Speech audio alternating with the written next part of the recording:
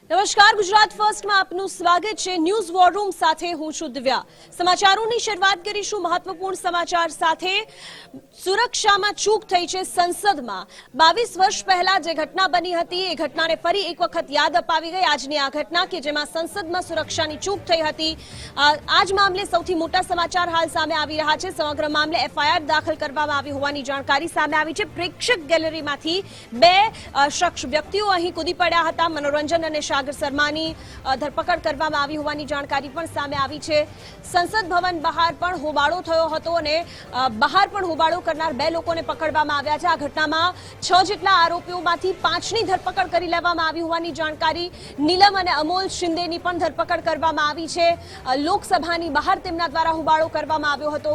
હાલ જે જાણકારી સામે આવી છે, લોકસભા અધ્યક્ષે તમામ સાંસદોની એક બેઠક પણ બોલાવી છે અને હાલ દિલ્હી પોલીસ કમિશનર સંસદ ભવન પહોંચ્યા હોવાની જાણકારી પણ સામે આવી રહી છે। देखिए 0 आवर चल रहा था, हम लोग अपनी बात रख रहे थे। अचानक गैलरी के अंदर से 2 आदमी कूद आए। कूदने के बाद उन्होंने अपने जूते में से कोई चीज निकाली जिससे पूरी पार्लियामेंट के अंदर गैस फैलना शुरू हो गई। हमें शुबा ये है कि क्या ये कोई टॉक्सिक गैस तो नहीं है, कोई नुकसान तो आगे सांसदों को नहीं होगा, खुदा करे ना हो। लेकिन जितना बड़ा सिक्योरिटी लैप्स हुआ है आज, जूते में तो कोई छोटा बम भी ला सकता था। क्योंकि वो पीछे से कूदने के बाद बेंचों को वो करके फांद करके उनको जंप करता हुआ आगे आ रहा था, तो बीच में खैर वो पकड़ा गया।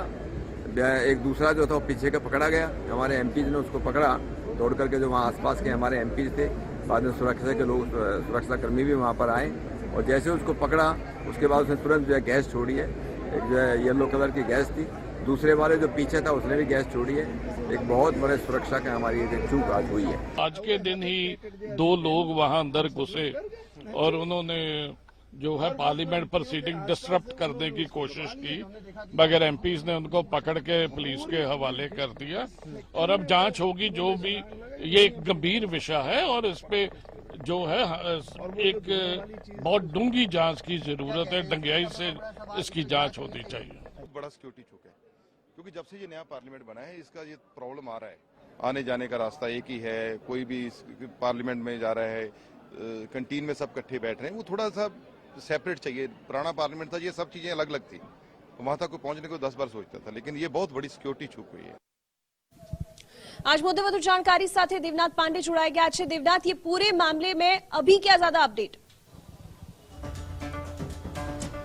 दिव्या, देखिए अभी अपडेट निकलकर सामने ये आ रही है कि जो लोकसभा के स्पीकर है ओम बिरला, उन्होंने आज सर्वदलीय बैठक बुलाई थी। सबसे पहले तो इस घटना की निंदा की गई, एक बैठक बुलाई गई। इस बैठक में सबसे पहले आदेश ये दिया गया है कि किसी भी तरह से कोई भी विजिटर अब यहां पर नहीं दाखिल हो पाएगा, क्योंकि सबसे बड़ी जो लापरवाही देखने को मिली है कि अगर विजिटर पास लोगों को नहीं दिया जाता तो शायद ये 2 आरोपी अंदर तक नहीं पहुंच पाते। दूसरा, ये इस पूरे मामले की जांच अब दिल्ली पुलिस की स्पेशल सेल को सौंप दी गई है। दिल्ली पुलिस के कमिश्नर भी यहां पर पहुंचे थे और उन्होंने भी यहां पर पूरे हालात का जायजा लिया था। ये कोई छोटी मोटी घटना नहीं है, क्योंकि इस घटना ने न सिर्फ पूरे देश को एक बार आज से 22 साल पहले वाला मंजर याद दिला दिया, और जिस तरह से जो सांसद इन आरोपियों को पकड़ने में कामयाब भी हुए, उनमें से भी कई लोग ये दावा कर रहे हैं कि जैसे वो लोग जो अपने हाथ में लेकर आए थे, जिससे वो गैस स्प्रे कर रहे थे या स्मोक अटैक कर रहे थे, वो उनके हाथ में उस वक्त कुछ भी हो सकता था। यानी पिस्टल हो सकता था, बॉम्ब हो सकता था, चाकू हो सकता था, वो कुछ भी कर सकते थे। 4 आरोपी हैं, माफ कीजिएगा 6 आरोपी हैं। पहले 4 पकड़े गए, बाद में एक और पकड़ा गया। एक आरोपी अभी अज्ञात है, उसकी भी जानकारी जुटाई जा रही है और कहा यह जा रहा है कि ये चारों अलग अलग जगह से, कर्नाटका, हरियाणा, उत्तर प्रदेश और महाराष्ट्र, ये चारों आरोपी अलग अलग राज्य के हैं। 2 और आरोपी हैं, वो भी अलग राज्य के हैं।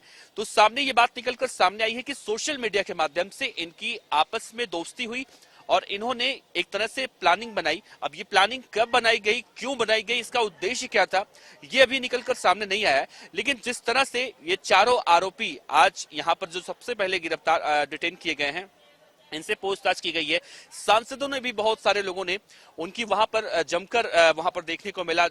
उनके बीच में नोकझोंक भी हुई जब वहां पर उन्हें पकड़ने की, काबू करने की कोशिश की जा रही थी।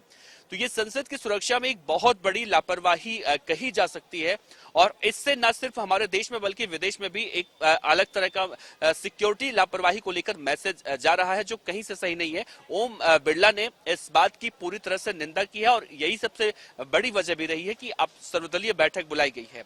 अब सवाल कहीं ना कहीं यह है जो छठा व्यक्ति है या आरोपी है वो कब तक पकड़ा जाएगा और इनसे जब पूछताछ होगी इनके पीछे मास्टरमाइंड कौन है, इनका उद्देश्य क्या है।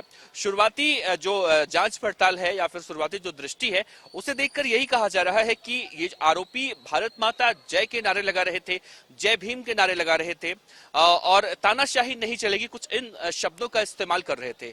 अब वो अपने आप को क्या साबित करना चाहते थे ये अभी नहीं मालूम चल सका है, लेकिन बहुत जल्दी तस्वीरें साफ हो जाएंगी।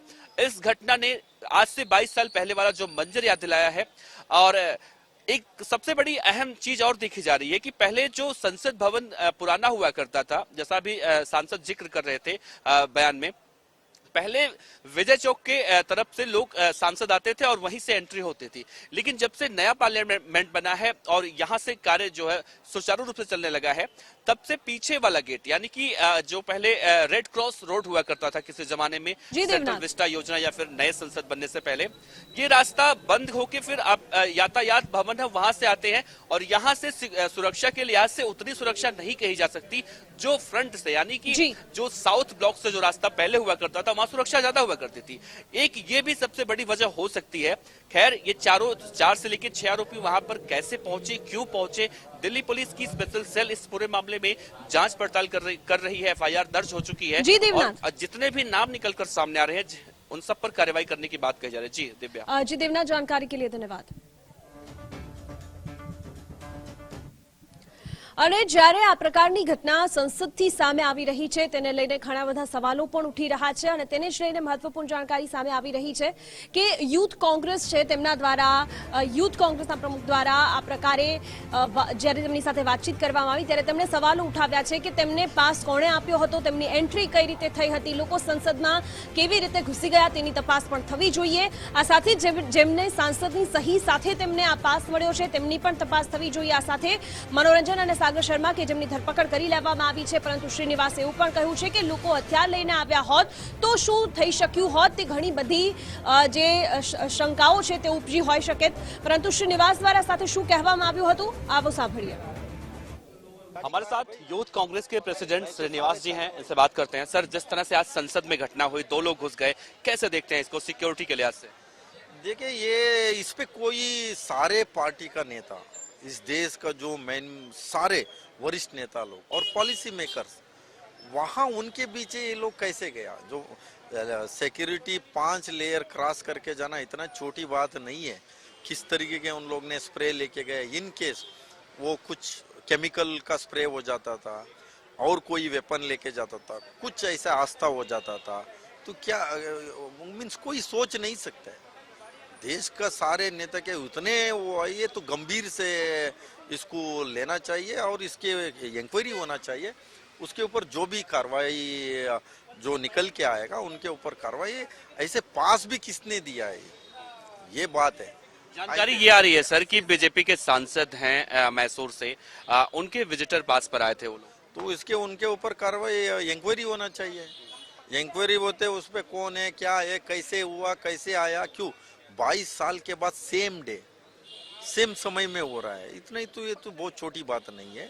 इसको गंभीरता से इसको तुरंत कोई भी हो, क्यों तो ये सारे पार्टी का नेता कुछ भी वहाँ आस्था हो जाता था। पूरे देश का क्या है, पूरा देश में अभी पार्लियामेंट में सिक्योरिटी नहीं दे पा रहे तो फिर काम दूसरा छोटे कहीं भी तो सवाल उठेगा कि कल क्या कल अभी 370 का हुआ, वहाँ सिक्योरिटी यहाँ ऐसे हो गया तो फिर कल क्या हो सकता है और दूसरे जगह।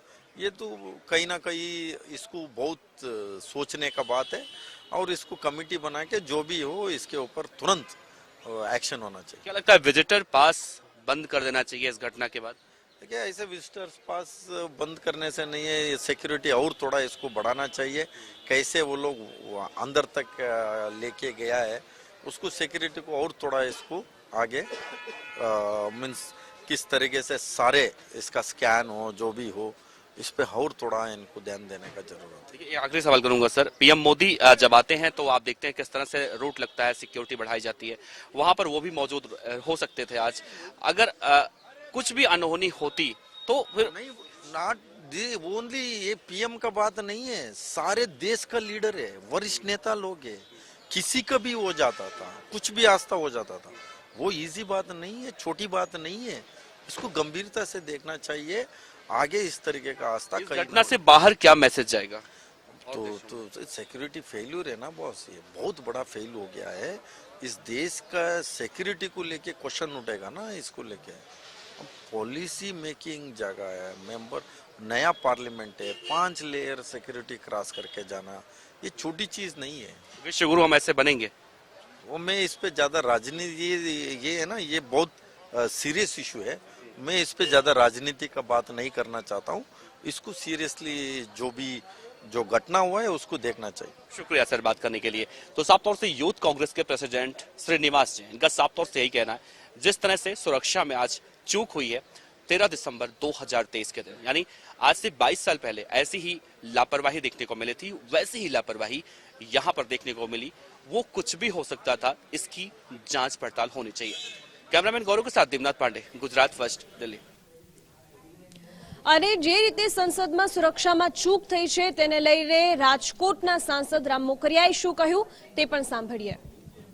એનો હેતુ એવો લાગ્યો કે કોઈ નેગેટિવ પબ્લિસિટી કરવાની વાત હશે કે કોઈ હથિયાર હતું ને એમની પાસે, એટલે માત્ર ને માત્ર નેગેટિવ પબ્લિસિટીની વાત છે।